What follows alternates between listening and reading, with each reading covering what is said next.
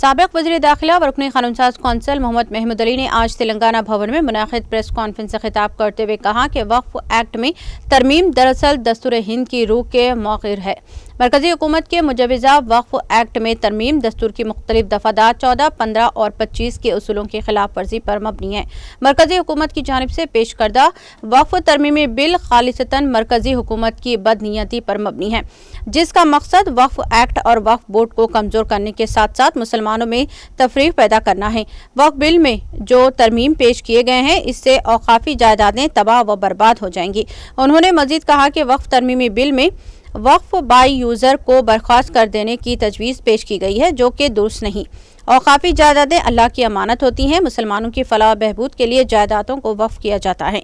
ऐसे हालात में वक्फ बाई यूजर के खात्मे की तजवीज़ गैर मुनसिफाना और जालिमाना है। उन्होंने बताया कि औकाफी जायदादों के खुसूस में तमाम इख्तियारात ज़िले कलेक्टर के सुपुर्द करने की तजवीज़ से औकाफी जायदादों को सरकारी जायदादें बताने के बड़े पैमाने पर दरवाजे खुल जाएंगे। चूँकि कलेक्टर हुकूमत के मुलाजिम होते हैं, फिलवाक़े वो हुकूमत के हक़ में ही फैसला देंगे। मौजूदा औकाफी कानून के रूह से वक्फ गज़ट की अशात के अंदरून 1 साल उज़ूर या एतराज़ की गुंजाइश है। ताहम तरमीम के जरिए वक्त में इजाफा दरअसल औकाफी जायदादों से मुताल्लिक़ तनाज़ात को बढ़ावा देना है। मजीद बताया कि वक्फ तरमीमी बिल में वक्फ बोर्ड में गैर मुस्लिम अरकान की शमूलियत की तजवीज़ भी पेश की गई है, जो कि तक़ज़ाए इंसाफ के मौख़िर है। मुल्क भर में इंडोमेंट और सिखों की प्रबंधक कमेटी में दूसरे बरादरियों के अफराद को शमूलियत की गुंजाइश नहीं है, तो मुसलमानों के मामले में ऐसी तजवीज़ का क्या मायने रखती है। मैं मुश्तरका पार्लिमानी कमेटी से दरख्वास्त करता हूँ कि वह हुकूमत से सिफारिश करे कि वक्फ बोर्ड के तहफ़्फ़ुज़ के लिए वक्फ एक्ट 1995 मुजवज़ा तरमीमात से दस्तबरदारी इख्तियार करे। जायदादों को वक्फ करना कोई भी शख्स का अपना शख्सी फैसला होता है और दस्तूर हिंद में हमें इस बात का हक़ फराहम किया गया।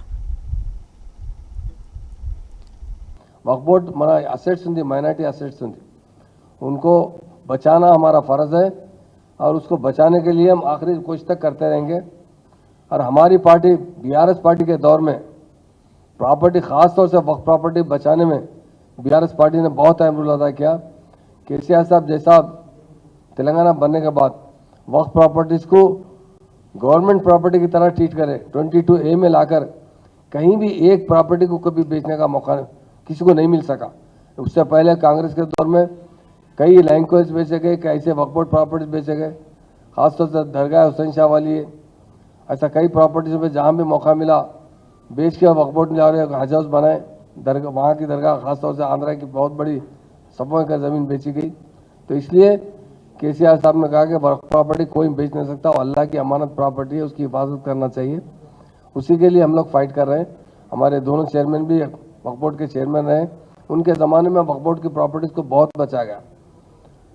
वक्फ बोर्ड जो एक ऐसा इदारा, हमारा डिमांड भी है वक्फ बोर्ड को जो है हिंदू एंडोमेंट को जैसा पावर दिया गया उसी तरह पावर दिया जाए तो बेहतर है। IAS ऑफिसर को जाए, कमिश्नर बनाया जाए, जिससे वक्फ बोर्ड की प्रॉपर्टी की हिफाजत हो सकती है। और मंचाए वक्फ के बारे में भी इसके अंदर कुछ उलटपट करने की बात की जा रही है। मंचाए वक्फ बहुत अहम होता है, मंचाए वक्फ के ज़रिए वो प्रॉपर्टी का यूज़ किया जाता है।